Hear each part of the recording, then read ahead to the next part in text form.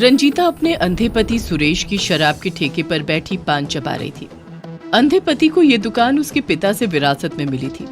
गोरे गहरे बदन पर नीली साड़ी सब पर कहर ढा रही थी। उस पर पान से रंगे होठ, दुकान पर शराब के साथ उसके रूप की झलक के लिए लाइन लगी रहती थी। गोटिया, जरा मेरी चोटी तो बना, सारे बाल उलझ रहे हैं। दीदी, बाल बांध के रखो वरना सुंदर भैया छोटी ना काट दे। अरे उसे चोटी नजर भी आएगी रे पागल, उसे तो चोटी में फंसा के रखा है। सब हंसने लगते हैं। अंधे सुरेश की माँ ये सब सुन रही होती है। घर आकर सुंदर को समझाते हुए कहती है, अरे बेटा ध्यान से सुन, मुझे रंजीता के लक्षण अच्छे नहीं लगते। एक तो शराब का ठेका, उस पर सभी से हंसी ठिठोली। समझा करो माँ, मुझ अंधे से क्या सुख मिला, फिर भी वही परिवार चला रही है, तुम्हारी भी सेवा करती है। इस अनाथ रंजीता ने घर में रुपया पैसा दे खुद तेरा रिश्ता मांगा था। अरे माँ, वो मुझे बहुत प्यार करती है, तुम बेकार ही शक मत करो। देखो, मुझ अंधे के लिए ये स्मार्टफोन लाकर दिया है कि हर समय मुझे देख सके। रंजीता देखती है कि एक आदमी रोज ठेके पर बैठता, आता, बिना कुछ ऑर्डर किए चला जाता। उसका गठीला शरीर देखकर वो प्रभावित हो गई और उससे बात करने के चक्कर में अपने नौकर से बोली, क्यों रे गोटिया, ये 3 नंबर टेबल वाला नशेड़ी सिर्फ मुझे ताकता ही रहेगा या ऑर्डर भी देगा? ऑर्डर देता है तो ले, वरना चलता कर। अरे दीदी अजीब पागल है, कहता है उसे शराब नहीं पीनी, रोज यहाँ बैठता है और जाते समय पैसे देकर जाता है। बहुत देखे हैं ऐसे मजनू। बोल अगर यहाँ बैठना है तो दुगने पैसे देने होंगे, तुरंत आशिकी उतर जाएगी। नौकर उसके पास जाकर कुछ कहता है और वापस आकर रंजीता को कहता है, दीदी बड़ा घाघ है, कहता है अगर तेरी दीदी ये बात खुद आकर कहे तो दुगने क्या चौगुने पैसे दूंगा। ओह, तो इसका नशा उतारना ही होगा, वरना धंधा करना मुश्किल हो जाएगा। चलती हूँ, लेती हूँ इसकी खबर। रंजीता अपनी साड़ी ठीक करते हुए खड़ी होती है। वो पल्लू ठीक करते हुए नशेड़ी आदमी के पास पहुँचती है। हाँ जी, ज्यादा हवा भर गई है, तू चौगुने पैसे देगा। समझता क्या अपने आप को? यहाँ शराब बिकती है, समझा? इसके आगे सोचना भी मत, वरना मुंह दिखाने के काबिल नहीं रहेगा। हाँ।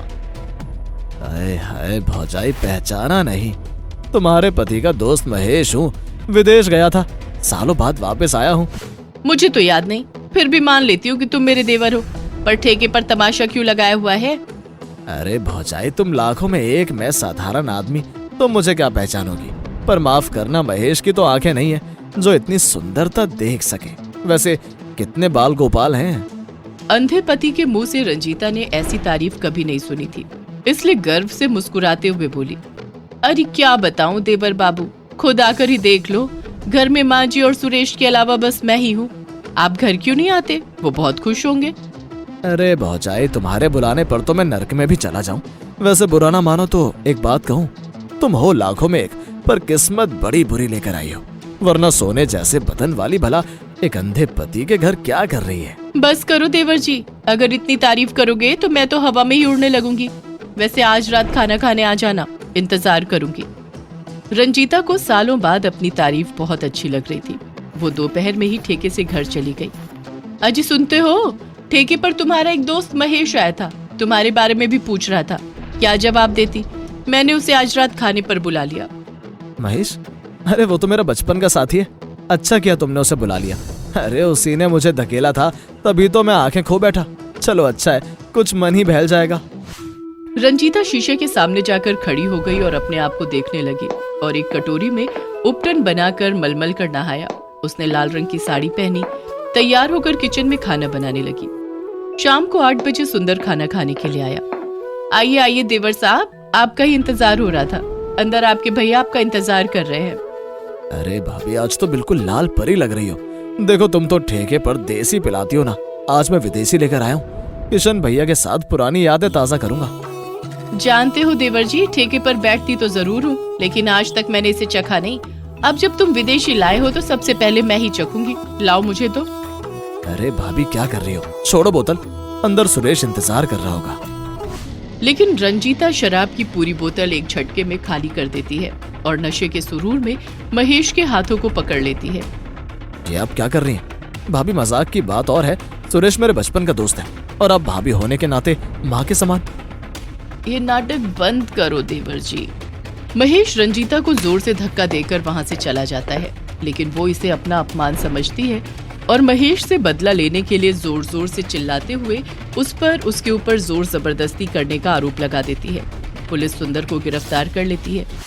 देखा, आपने आपका दोस्त आपकी पत्नी की इज्जत लूटना चाहता था, आपको अंधा समझकर फायदा उठाना चाहता था। मुझे शरबत कहकर विदेशी शराब पिला दी, नशे के सुरूर में उसका हाथ पकड़ लिया तो वो जबरदस्ती पर उतर आया। तुम्हें चिंता करने की कोई जरूरत नहीं है। पापी को सजा जरूर मिलेगी, लेकिन जो निर्दोष है उसे सजा नहीं मिलेगी।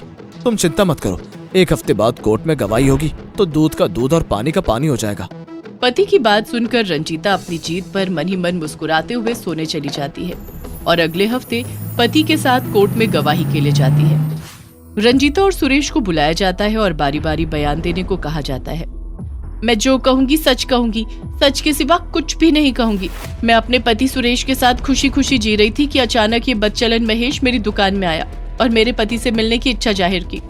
मैंने इसे रात में खाने पर बुलाया, रात में ये विदेशी शराब की बोतल लेकर आया और इसे शरबत कहकर मुझे शराब पीने के लिए दबाव डालने लगा और उसके बाद जब मेरे ऊपर नशा छाने लगा तो ये मेरे साथ जबरदस्ती करने की कोशिश करने लगा, लेकिन मैंने उसे ऐसा नहीं करने दिया और मेरी शिकायत पर उसे गिरफ्तार कर लिया गया।